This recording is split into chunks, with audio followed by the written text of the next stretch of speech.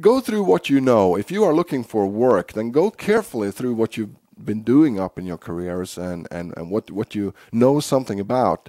And whatever it is that you've done before and you're now unemployed looking for work, you can ask yourself these questions, is there a way I can get into the business I used to be in?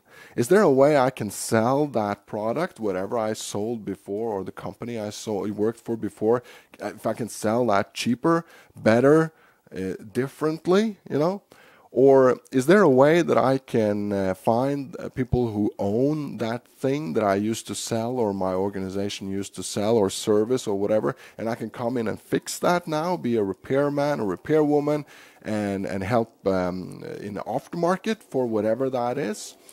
The aftermarket is usually open and free, so you can enter that at will yourself. Of course, spare parts. Is there a way I can collect or even make spare parts for whatever it was I used to be selling and sell that as a mail order business or eBay, or spare parts is one of my favorites.